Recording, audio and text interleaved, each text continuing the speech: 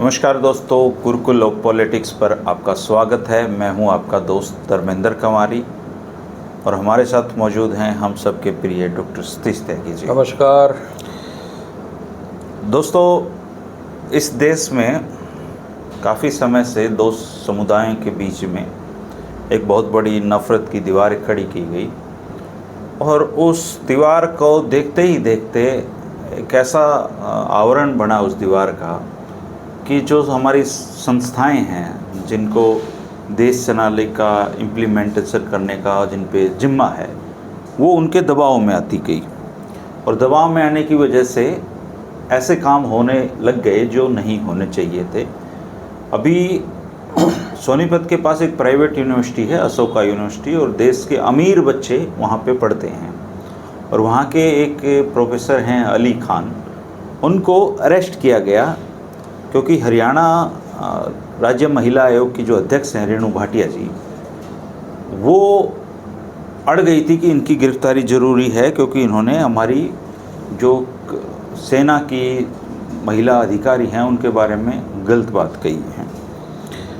आधे देश को तो यही नहीं पता होगा बेचारे अली खान का जुर्म क्या है, उन्होंने ऐसा क्या कह दिया था। बस आजकल किसी को, एक आदमी कोई गद्दार कहते तो फिर सारा देश उसको गद्दार ही कहता है। आपको मैं एक बार वो पोस्ट पढ़ के सुनाऊंगा, फिर त्यागी जी से भी चर्चा करेंगे और आप भी ज़रूर बताना कि इसमें ऐसी कौन सी गलतियां थी जिनकी वजह से उनको आज अरेस्ट उनको करना पड़ा। उन्होंने जो लिखा था वो इंग्लिश में था, उसका मैं हिंदी रूपांतरण कर रहा हूँ और हिंदी रूपांतरण ये है कि रणनीतिक रूप से भारत ने अब एक नया दौर शुरू कर दिया है जहां पाकिस्तान में आतंकवादियों और सेना के बीच के अंतर को ख़त्म कर दिया गया है। इसका मतलब यह है कि अब किसी भी आतंकी हमले का जवाब सीधे सैन्य कार्रवाई से दिया जाएगा। इससे अब पाकिस्तान की सेना आतंकवादियों और गैर राज्यीय गुटों के पीछे छिप नहीं सकती। असल में पाकिस्तान की सेना ने कई वर्षों से आतंकवादियों का इस्तेमाल कर इस क्षेत्र में अशांति फैलाई है और फिर अंतर्राष्ट्रीय मंच पर खुद को पीड़ित दिखाने की कोशिश की है। यही आतंकवादी, जिसमें कुछ पर हाल ही में कार्रवाई में हमला हुआ, पाकिस्तान में सांप्रदायिक तनाव बढ़ाने में भी इस्तेमाल किए जाते रहे हैं। ऑपरेशन सिंदूर ने भारत पाक रिश्तों की पुरानी सोच को पूरी तरीके से बदल दिया है। अब आतंकवादी हमला हो या गैर राज्य गुटों की कोई हरकत, जवाब मिलेगा सेना से। इसी बीच भारत की सेनाओं ने सावधानी बरती है कि पाकिस्तान के सैन्य या आम नागरिकों ढांचों को निशाना न बनाए ताकि मामला अनावश्यक रूप से न बढ़े। साफ संदेश है, अगर आप अपने यहाँ के आतंकवाद को ख़त्म नहीं करते तो हम करेंगे। नागरिकों की जान का नुकसान दोनों देशों के लिए दुखद है और यही सबसे बड़ा कारण है युद्ध से बचा जाना चाहिए। कुछ लोग बिना सोचे समझे युद्ध की बात करते हैं, लेकिन उन्होंने कभी युद्ध देखा ही नहीं है, न ही किसी संघर्ष क्षेत्र में रहे हैं। मॉक सिविल डिफेंस ड्रिल में हिस्सा लेने से कोई सैनिक नहीं बन जाता। आप कभी नहीं समझ पाएंगे उस इंसान का दर्द जिसने युद्ध में अपनों को खोया है। युद्ध क्रूर होता है, इसका सबसे बुरा असर गरीबों पे पड़ता है। युद्ध से सिर्फ राजनेता और हथियार बनाने वाली कंपनियां फ़ायदा उठाती हैं। इतिहास हमें सिखाता है कि राजनीति का मूल अक्सर हिंसा में होता है, लेकिन यह भी सच है कि राजनीतिक समस्याओं का हल कभी सैन्य तरीके से नहीं हुआ। आखिर में मैं ये देखकर खुश हूँ कि कई दक्षिणपंथी विश्लेषक कर्नल सोफिया कुरैशी की तारीफ़ कर रहे हैं, लेकिन क्या वे उतनी ही ज़ोर से यह भी कहेंगे कि भीड़ हत्या, मॉब लिंचिंग, अवैध बुलडोजिंग और नफ़रत की राजनीति के शिकार लोगों को भी भारतीय नागरिक मानकर सुरक्षा की जाए। दो महिला अफसरों की प्रेस कॉन्फ्रेंस एक मजबूत तस्वीर ज़रूर पेश करती है, लेकिन अगर यह ज़मीनी हकीकत में नहीं बदले तो यह सिर्फ दिखावा रह जाएगा। जब एक प्रसिद्ध मुस्लिम नेता ने पाकिस्तान मुर्दाबाद कहा और पाकिस्तानी ट्रोल ने उन्हें घेरा, तो वे भारतीय दक्षिणपंथियों ने उनका बचाव करते हुए कहा, वो हमारा मुल्ला है। यह बात सुनने में भले ही मजाक लगे, लेकिन इससे यह भी जाहिर होता है कि सांप्रदायिकता किस हद तक भारत की राजनीति में घर कर चुकी है। मेरे लिए वह प्रेस कॉन्फ्रेंस एक झलक थी, एक सपना या संकेत उस भारत की जो पाकिस्तान की सोच से बिल्कुल अलग है। हालांकि ज़मीनी सच्चाई है कि आम मुसलमानों को जीवन जीना पड़ रहा है, वह सरकार की दिखाई गई तस्वीर से अलग है। लेकिन फिर भी यह प्रेस कॉन्फ्रेंस ये उम्मीद जगाती है कि विविधता में एकता वाला भारत अब पूरी तरीके से मरा नहीं है। जय हिंद। ये अली खान ने अपनी फेसबुक पोस्ट पे लिखा था और इस पोस्ट को ऐसा माना गया कि ये देश के खिलाफ है। जितना मैं पढ़ा हूँ, जितना सर पढ़े होंगे, सर बताएंगे कि इसमें ऐसा क्या लिखा गया जिसकी वजह से अली खान को गिरफ्तार कर लिया गया। दूसरी तरफ विजय शाह है जिसकी एफआईआर में भी सिरी लगाया गया है और उसकी जांच के लिए एसआईटी भी बनाई गई है। त्यागी जी से बात करें उससे पहले आप ये एक वीडियो भी जरूर मैं आपको दिखाऊंगा। आप मुझे बताइए। देखा सर ये video? Reported to the police in your complaint. Where is he said? Where is he insulted? Give me that exact line, ma'am. We must point out that line today for our viewers to understand. The nation wants to know what is that line that Professor Khan used that insulted our women in uniform, ma'am. And मैं आपके साथ खड़ी होंगी, ma'am. I come from a family of only army men, decorated soldiers. My father has fought 2 wars. तो आप मुझे बताओ वो कौन सी लाइन है प्रोफेसर खान ने जो is insulting to these women? बताइए मैम। एक व्यक्ति सिर्फ ऊपर और नीचे 2 लाइनें आर्मी के लिए लिख के, देश के लिए लिख के, उसके बाद सारा मीनिंग आप बताइए कहाँ नहीं जाता। मैं समझना चाहती हूँ। मैं आपसे पूछना, आप बताइए। मेरी इंग्लिश पुअर हो सकता है मेरा समझने का तरीका ठीक ना हुआ हो। आप मुझे बताइए। वही आपसे मैं आपसे बार-बार एक ही चीज पूछ रही हूँ। अगर कोई व्यक्ति इंग्लिश में बात करता है अलग नहीं, मैं आपको ये, Preeti ji, I regard you, I have always been a person in Jammu and Kashmir.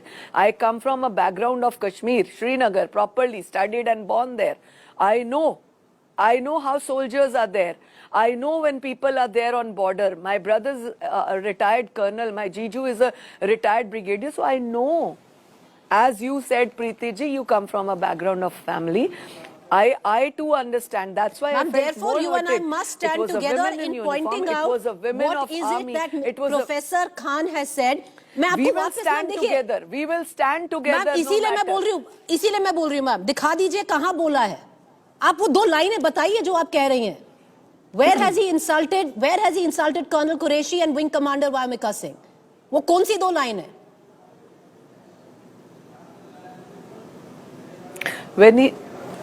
आप प्लीज मुझे उसका मीनिंग बता दीजिए ना, जो उसने लिखा है कि सरकार ने ऐसा किया, it is done like this. What does that mean? कहाँ लिखा है? मैं आप ही की 2 पंक्तियां पढ़ रही हूं। किसके लिए कहा आप मुझे बताइए ना। मैम वो 2 लाइन बताइए, वो कौन सी 2 लाइन्स है? 1 मिनट मुझे, क्योंकि लेट मी रीड, मैं फिर से पढ़ देती हूँ पूरा स्टेटमेंट ऊपर से नीचे जो हरियाणा कमीशन ऑफ वुमेन ने भेजा है एज अ पुलिस कंप्लेन। मैं वही पढ़ रही हूँ जो आपने भेजा है। मैं फिर से पढ़ देती हूँ और आप मुझे बताइए ये 2 लाइन है प्रीति, इसमें देखिए ये क्या कह रहा है कर्नल कुरैशी और विंग कमांडर वामिका सिंह को। आप बताइए मैम, ठीक है? मैं फिर से पढ़ लेती हूँ, शुरू से पढ़ रही हूँ। Now and I am quoting ma'am, I am very happy to see so many right-wing commentators applauding Colonel Sophia Qureshi, but perhaps they could also equally loudly demand that the victims of mob lynching, arbitrary bulldozing, and others who are victims of the BJP's hate-mongering be protected as Indian citizens. The optics of 2 women soldiers presenting their findings is important, but optics must translate to reality on the ground, otherwise it's hypocrisy. In conclusion, he wrote, and this is the point which the Haryana Commission for Women has found problematic, ma'am. And let me quote again. For me, the press conference was just a fleeting glimpse, an illusion, and allusion perhaps to an India that defied the logic on which Pakistan was built. As I said, the grassroots reality the common Muslims face is different from what the government tried to show at the time. The press conference shows that in India united in its diversities is not completely dead as an idea. Ma'am, कौन सी 2 लाइनें हैं in which this man is being anti-national and I will wait for derogatory, sexist to what you have called Bharat ki betis in your complaint? Yes, I still say that Bharat ki beti who is sitting for us, सीने पर गोली खाने को तैयार बैठी हैं हमारी बेटियां, और उनके लिए इस तरह के शब्दों का इस्तेमाल, मैम किस तरह के शब्द बताइए, किस तरह ऐसा के कैसे शब्द कोई कह सकता है? आप मुझे बताइए ना, ऐसा कैसे कोई कह सकता है देश की बेटियों वही तो के मैं लिए? पूछ रही हूँ ma'am, the country wants to know ऐसा क्या, आप बताइए व्हाट इज इट, कौन से शब्दों की बात कर रही हैं? मैंने आपको 3 बार पढ़ दी जो आप ही ने भेजी हैं। आप बताइए इनमें से वो कौन सी प्रॉब्लमैटिक चीज है जो प्रोफेसर खान ने बोली है, जिसकी बिना पर आपने कंप्लेन की है, जो एक एफआईआर हो गई और अब प्रोफेसर खान सेडिशन के चार्ज में है।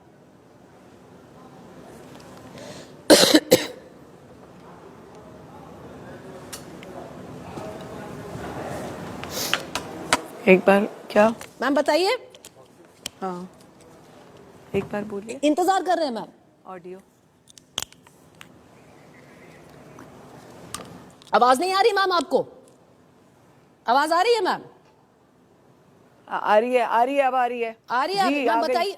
जी जी जी बताइए वो कौन सी 2 लाइनें? क्या पूछा? जी आ रही है मैम वही पूछ रही हूँ जो पहले कम से कम 6 बार पूछ चुकी हूँ। कौन सी वो लाइनें हैं जो एंटी नेशनल हैं, जो एंटी वुमेन है, दैट इंसल्ट दीज वुमेन, कि इनको बोला गया है कि इनके फेसेस पेंटेड हैं, या जो भी आप कहने की कोशिश कर रही थी, मुझे थोड़ा समझ में नहीं आया, समझा दीजिए। Insulting modesty of women sitting वो कहां पर है मैम? वो मॉडेस्टी कहां इंसल्ट हुई है? कौन सी लाइन है बताइए ma'am. I have read Mr. Ali's statement on Colonel Qureshi and Wing Commander Vyomika Singh is insulting on their structure as sitting ma'am वो officers लाइनें who कौन led सी the हैं? press I understand you find them insulting. You feel that they have violated the modesty of these 2 brilliant officers. अब वो कौन सी लाइनें हैं? क्योंकि Ali मैंने calls आप ही की the लाइनें पढ़ी हैं। officers. क्या Yes, बोला है ma'am? Preeti, Ali calls Preeti ji, Ali calls the officers as act of mere optics and the nation's address to illusory. In his ma'am कहां बोला है? Why? कहां बोला है? For me, the press conference was just a fleeting glimpse नहीं है इसमें। and illusion. Ma'am कहां बोला है? क्योंकि जो आप कह रही हैं वो मुझे दिख नहीं रहा है, जो आप ही ने भेजी हैं जो पंक्तियां ना। आपको इसमें नहीं दिख रहा है? मैम मुझे दिखा जो दीजिए, मैंने तो उसका 3 बार पढ़ दिया। इंस्टा स्टोरी है जो उसने लिखा, नहीं आपको उसमें नहीं दिखा? मैम कहां पे? मैम देखिए, आपको उसमें नहीं दिखा? मैम देखिए, मैम देखिए, दिस अ प्रोसीजर। आप इस प्रोसीजर को मुझसे ज्यादा समझती हैं। हरियाणा कमीशन ऑफ वुमेन ने 2 पंक्तियां भेजी थी पुलिस को, जिसकी बिना पे उन्होंने कंप्लेंट की। मैं वही पंक्तियां पढ़ रही हूँ। मुझे ताज्जुब है आपको क्यों नहीं दिख रहा। Ali calls the officers act as mere optics and nation's address is as illusory. Why? Ma'am वो तो नहीं कह रहे हैं In his ऐसे, कहाँ का है? statement, the gravity of his words cannot be seen in vacuum. The gravity of his words cannot be seen in vacuum. Ma'am, gravity and must of be what tested words? Based. Why Ma'am, a कौन man से can words? say, by no stretch of immigration can an academian. Hello, can you hear me? ये बता नहीं पाई कि कसूर क्या है उसका, या किन लाइनों पे इनको आपत्ति हुई। लेकिन इन्हीं महिला ने, आयोग के अध्यक्ष ने बहुत बवाल काटा सर, और एक एसएचओ को भी लाइन हाजिर होना पड़ा क्योंकि वो इनको सुरक्षा नहीं दे पाए, यूनिवर्सिटी में समय पे नहीं पहुंच पाए। तो एक तरफ तो विजय शाह हैं, एक तरफ अली खान हैं, और एक कार्टून में देख रहा था किसी की वॉल पे, उसमें कह रहा था वो पुलिसकर्मी ऐसे करके इसकी फेसबुक पोस्ट को पढ़ रहा था कि कुछ मिला, बोला सर मिल गया, इसका नाम अली खान है।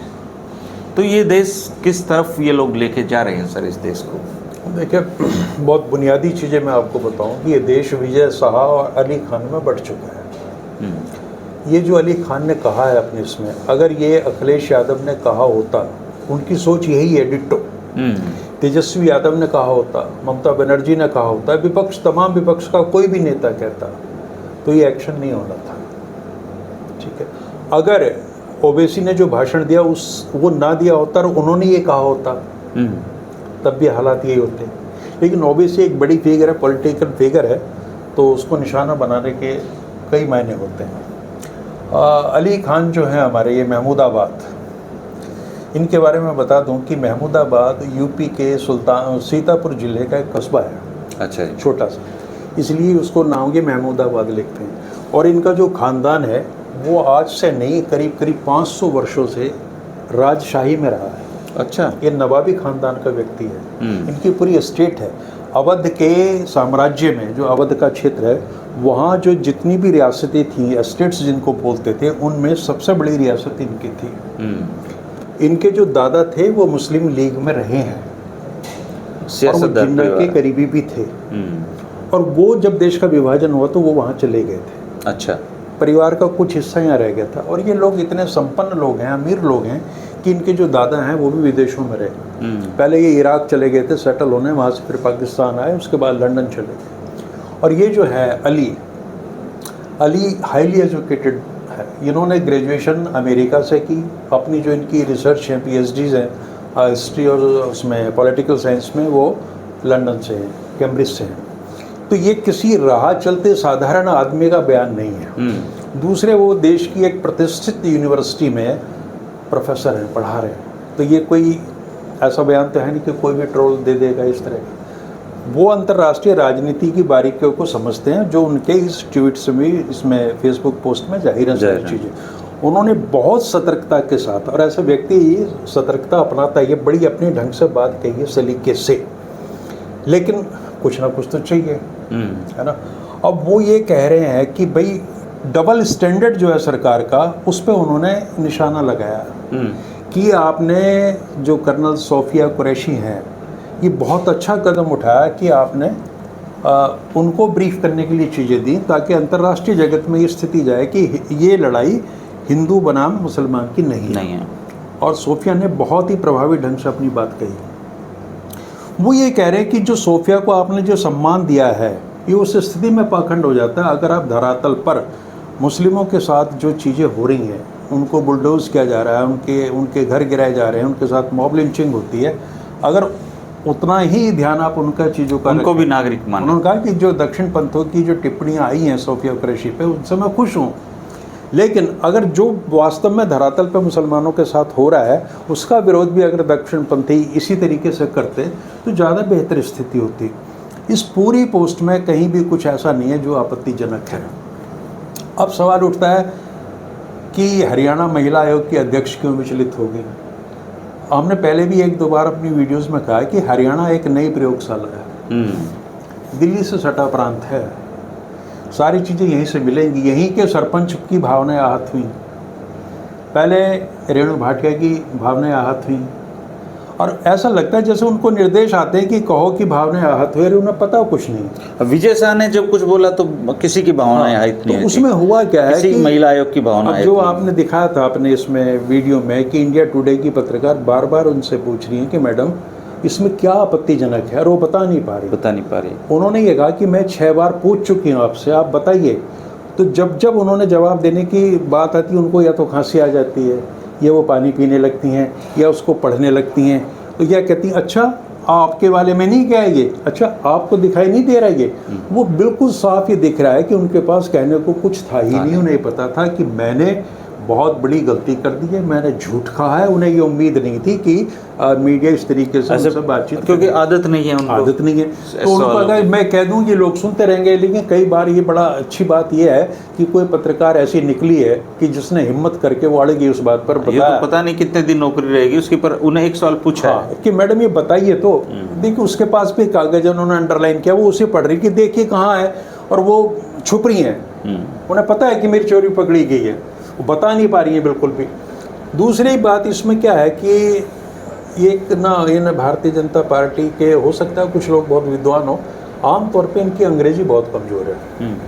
और इसमें प्रोफेसर साहब ने जो भाषा यूज़ कर दी ना, ऑप्टिक्स, इल्यूजरी और इस तरह की चीज़ें, काफ़ी मुश्किल ऊपर उठ गई सारी। अंग्रेजी कहीं ना अर्थ का अनर्थ हो जाता है चीज़ों का। कई बार हमारे प्रधानमंत्री भी उलझ जाते हैं अंग्रेजी। हाँ, नहीं, प्रधानमंत्री तो कई बार ऐसा हुआ है कि बड़ी शर्मिंदगी हुई है, पर वो कोई बड़ी बात नहीं है। अंग्रेजी आपको नहीं आती है, कोई इशू नहीं है, आप कंटेंट पे जाइए। उस पूरे इस जो पोस्ट है इसमें कुछ भी आपत्तिजनक नहीं है, सिवाय इसके कि ये पोस्ट जो है जिस व्यक्ति ने लिखी है उसका नाम अली खान महमूदाबाद है, और कोई इसमें लॉजिक नहीं है। अगर उनको अरेस्ट किया जा सकता तो ये सवाल उठना लाजमी और उठना चाहिए, तो विजय शाह को क्यों छोड़ा जा रहा है। विजय शाह ने माफ़ी मांगी और सुप्रीम कोर्ट ने कहा कि तुम्हारी माफ़ी पे हम कंसीडर ही नहीं करेंगे, माफ़ी तुम ऐसे मांग रहे हो जैसे कोई बहुत बड़ा एहसान कर रहे हो, इसमें वो गंभीरता नहीं है। और इस पे जो है हम निर्णय लेंगे। जो जबलपुर का हाई कोर्ट है उसने भी लताड़ लगाई, हाई कोर्ट के कहने से FIR दर्ज हुआ, अदरवाइज तो उनके साथ पे कुछ नहीं होना था। एक व्यक्ति, भाजपा का नेता मंत्री, जो ये खुलेआम कह रहा है कि वो आतंकवादियों की बहन है, उस पर कोई एक्शन नहीं। और एक आदमी जो बड़े सलीके से अपनी चीजें कह रहा है, सच है, विद्वान है, सच कह रहा है वो सारी चीजों को, उस पे आप ये चीजें उठा रहे हैं। और ये सच में इस स्थिति हो गई है जब प्रधानमंत्री ने, आपको ध्यान है, कहा था कि कपड़ों से पहचान की जा सकती है। तो इस देश में एक वर्टिकल डिवीजन हो चुका है। ये देश पूरी तरीके से मोदी और गैर मोदी में बंट चुका है। जो मोदी का भारत है, जो उनके समर्थक हैं, वो कोई भी लॉजिक सुनने के लिए तैयार नहीं है। उनको वो सुनना है जो उनको अच्छा लगता है। कल फोन आया था मेरे पास एक फ़ोन आया हिमाचल प्रदेश से। हाँ। बोले जी चैनल बहुत अच्छा आपका, बस आप पॉलिटिकल वीडियो मत बनाया करें। बोले आप मोदी जी ने देश को बदल के रख दिया, आप लोगों को पता नहीं है। नहीं, वो बिल्कुल सही कह रहा, मोदी जी ने देश को बदल के रख दिया। देखिए, जब ये देश का आज़ादी का आंदोलन चल रहा था तो कई धाराएं बिल्कुल साफ थीं। एक धारा वो थी जिसको महात्मा गांधी का निर्माण कर रहे थे उसका, और उसमें नेहरू थे, पटेल थे, सुभाष चंद्र बोस थे, बड़े बड़े लोग थे। एक धारा ये थी जो बिल्कुल अलग खड़ी थी और उसे ये लग रहा था कि ये जो कुछ कर रहे हैं सब गलत है, और वो हिंदू राष्ट्र के पक्ष में थी, उस समय भी थी। अब दुर्भाग्य है या संयोग है या कहिए कि देश की जनता बार बार उस धारा को चुनती रही जिसने देश का निर्माण धर्मनिरपेक्षता के आधार पर किया, समाजवाद के आधार पर किया, लोकतंत्र के आधार पर किया। तो ये लोग उसी दिन से बेचैन हैं। अब हुआ क्या है कि लोकतंत्र में आप बिना जन समर्थन के कुछ कर नहीं सकते। जब 1952 के पहले इलेक्शन हुए तो इसी धारा के 2 सीट आई सिर्फ, अगली बार हुए तो 3 हुए। जब तक नेहरू जिंदा रहे ये कभी भी डबल डिजिट में नहीं पहुंच पाए। अब ये मजबूरी है कि देश आपको नहीं कर सकता। अब दुर्भाग्य ये रहा कि 1952 में मोदी जी से कंसल्ट नहीं कर सकते थे नेहरू जी, क्योंकि उस समय इनका जन्म नहीं हुआ था। तो मोदी जी का मार्गदर्शन लेने के लिए स्थिति आती है ज़्यादा से ज़्यादा 70 के उत्तरार्ध में, है ना, और उस समय तक स्थितियाँ काफ़ी बदल चुकी थी। तो ये भारतीय जनता पार्टी के जो लोग हैं, जो इनके वैचारिक के लोग हैं, ये एक जगह खड़े रहते हैं, उससे आगे बढ़ने की कोशिश नहीं करते, बिल्कुल कुएं के मेंढक की तरह व्यवहार करते हैं। लोकतंत्र में इनकी कोई श्रद्धा ना पहले थी ना है, ये है अब है। मैं ये कहना चाह रहा हूँ कि अगर ये इतने ही अपने विचार के प्रति कटिबद्ध हैं तो इनको एक काम करना चाहिए था कि 1914 में भारत को नॉर्थ कोरिया की तर्ज पे या किसी और तानाशाह देश की तर्ज पे उसको घोषित कर देते। हमें धीरे धीरे इन 11 वर्षों में 10 वर्षों में पूरी तरह आदत पड़ जाती है उस सिस्टम में रहने की। चाइना में लोग रहते हैं, ठीक बात है। लोकतंत्र अगर ये बहुत गैर जरूरी समझते हैं इसको खत्म करो या कोई दिक्कत नहीं है, लोग इसमें जीना सीख लेंगे आराम से। लेकिन आप अघोषित तरीके से लोकतंत्र को खत्म करोगे और उसमें लोगों से कहोगे कि जिंदा रहो, आप असहमत नहीं हो सकते, आप आलोचना नहीं कर सकते, आप बात नहीं कर सकते। अब मुहिम हो गई है राहुल गांधी के खिलाफ कि ये जो मुनीर की भाषा बोल रहा है। अच्छा। उसने ये पूछ लिया कि भाई ये जयशंकर ने ये बयान क्यों दिया। अरे बयान तो जयशंकर ने दिया है, ये तो जयशंकर है जिसने ये कहा कि भाई हमने उनको पहले ही बता दिया था। अब लेटेस्ट जो इसमें जो चेंज आया वो कहते हैं कि जो न्यूक्लियर पावर्स हैं वो बाद में बताती हैं करने के। अभी तक ये चीज़ क्लियर नहीं हो रही थी। जो आज मैंने अध्ययन किया थोड़ा पता चला कि बाद में बताया जाता है कि हमने ये कर दिया, इन्होंने पहले किया। बोले कि वो मिसकोट कर दिया, उसकी लैंग्वेज बिल्कुल साफ है कि बिफोर स्ट्राइकिंग। अब बिफोर का मतलब पहले ही होता ना। यूँ तो वो राजस्थान वाला मंत्री कह रहा है मैंने तो तिरंगा चूमा था। हाँ वही बात है, ये मानते नहीं, अपनी गलतियां नहीं मानते। नहीं, गलतियां नहीं मानते और उस चीज़ को जनता के सामने नहीं रखते। इनकी कोई जवाबदेही नहीं है। हर बार ये कहना तोड़ मरोड़ के पेश किया या मेरा ये आशय नहीं था, तो क्या आशय है? आज चीज़ें अखबारों में नहीं छप रही, बिल्कुल आदमी ही जब आप बोल रहे हैं तभी लोग देख रहे होते हैं, उन्हें पता है कि इसमें कोई डिस्टॉर्शन है ही नहीं किसी भी तरह का। तो ये जो इन्होंने एक नई हो क्यों रहा है आप ये देखिए ना, पाकिस्तान का तो जो होना था हो गया। अभी तक एक माहौल बनाने की कोशिश की गई थी हिंदू मुस्लिम की, अब उसको नए सिरे से नए आयाम देने। और हरियाणा दुर्भाग्य से है कि हमारा प्रदेश जो इतना खुशहाल था, शांति सद्भावना सारी चीज़ें थी, उसको इन्होंने आधार बना लिया है। यहाँ से सारी चीज़ें चले। हालांकि इनकी कामयाब होती नहीं, ना मेवात में ये कामयाब हो पाए थे। तो प्रयास तो करते रहेंगे। यहाँ तो जाति के आधार पे तो लड़ाते रहते हैं। एक चीज़ और धर्मेंद्र जी मैं आपको बताऊँ, इस देश के मुसलमानों के प्रति अब मोदी जी कई बार कहते हैं जिस दिन हिंदू मुस्लिम की मैं बात करूँगा मैं राजनीति छोड़ दूँगा। कहते हैं इस्लाम एक विचारधारा के रूप में मैं इसके कतई खिलाफ नहीं हूँ। पता नहीं इनके जो मोदी जी का जो कहते हैं उससे उलट करते हैं जी। उनके जो लोग हैं ना, जो उनके समर्थक, वो इस भाषा को समझते हैं। मैंने एक बार एक भाजपाई से पूछा था कि मोदी जी तो ये कह रहे हैं, तो बोला कि नहीं आप नहीं समझेंगे, वो समझते हैं, वो समझ जाते हैं। तो ये उनके जो मैसेज देना चाहते हैं वो चला जाता है वहाँ पे, और फिर इस तरह की बातें होती हैं। आप ये देखिए उत्तर प्रदेश में सबसे ज़्यादा मुस्लिम जनसंख्या है। उत्तर प्रदेश के मुसलमानों ने कोई अपनी पार्टी नहीं बनाई आज तक, उन्होंने अपनी लीडरशिप हमेशा हिंदू नेताओं के पास रखी। उन्हें यह भरोसा था कि हिंदू नेता, जिसमें हेमवती नंदन बहुगुणा थे, जिसमें बीपी सिंह थे, जिसमें मायावती भी रही, जिसमें मुलायम सिंह यादव भी थे, उन्होंने अपनी चरण सिंह थे, उन्होंने अपनी पॉलिटिकल लीडरशिप हमेशा हिंदू नेताओं के पास रखी। अगर उनकी ये सोच होती, चूँकि उनको ये पता था कि जब तक ये लोग हैं सांप्रदायिक मतलब धर्मनिरपेक्ष सोच के, हमारे हितों की रक्षा की जाएगी। लेकिन अब हालात बदल चुके हैं। अब ये देखना, मैं समझ पा रहा हूँ कि ये नया ट्रेंड है, मुस्लिम अपनी पॉलिटिकल पार्टी भी बनाएंगे और अपने नेता पैदा करेंगे। इस प्रोसेस में चीज़ें आ चुकी हैं, साउथ में शुरू हो रही है। ओबीसी बहुत अच्छा ग्राउंड बना लेते हैं, लेकिन दुर्भाग्य ये है कि वो ओबीसी पे आरोप ये लगते हैं कि वो बीजेपी के लिए काम करते हैं। ये तो हमेशा ये लगाते हैं, वो दक्षिण भारत के हैं। जिस दिन उत्तरी भारत में ये लोग इकट्ठे होंगे और अपना रिप्रेजेंटेटिव चुनने शुरू करेंगे, इसकी तो हल्की फुल्की कोशिशें हुई हैं, लेकिन अब उनको ये लग रहा है कि अब समय की मांग है कि हमारा नेतृत्व तैयार हो। और मुझे ये लग रहा है कि अली खान जैसे लोग उस नई मुहिम की शुरुआत करेंगे। ये लोग उस स्थिति में ले आएंगे कि ये सारी चीज़ें होंगी। और है भी क्या, देखिए उत्तर प्रदेश में दलितों की पार्टी है, उत्तर प्रदेश में यादवों की पार्टी है, कुर्मियों की पार्टी है, पटेलों की पार्टी है, निषादों की पार्टी है, सैनियों की पार्टी है, सारी पार्टी इनके नहीं है। लेकिन आज तक मुस्लिम पार्टी नहीं बनी। लेकिन भारतीय जनता पार्टी, मुझे लग रहा है, अपनी हरकतों से, अपनी करतूतों से वो माहौल बना देगी और वो उसी को माफिक जाएगा। जिस दिन ये शुरुआत होगी, वो चाह रहे हैं कि कोई हमारे राहुल गांधी का बहुत ज़्यादा यूज़ नहीं कर पाएंगे, वो सैचुरेशन हो गया। अब उनको ऐसे मुद्दे चाहिए जो बिल्कुल धरातल पर ठोस हो मुसलमान के खिलाफ लड़ने के लिए, तभी ध्रुवीकरण होगा और तभी भारतीय जनता पार्टी की राजनीति आगे बढ़ेगी। हालांकि कुछ लोग तो सरकार में क्रिटिसाइज करने की बात होती है सर।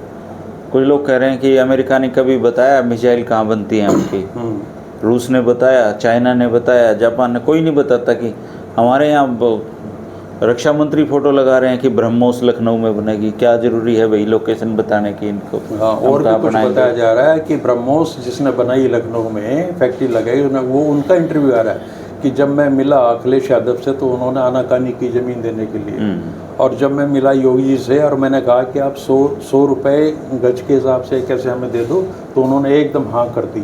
प्रोजेक्शन हो रहे हैं, योगी, अखिलेश बनाम योगी। और इस संस्था में जो लोग काम कर रहे हैं, वैज्ञानिक हैं, उनका प्रयोग किया जा रहा है इन चीज़ों में। तो ये माहौल बनाने की कोशिश है।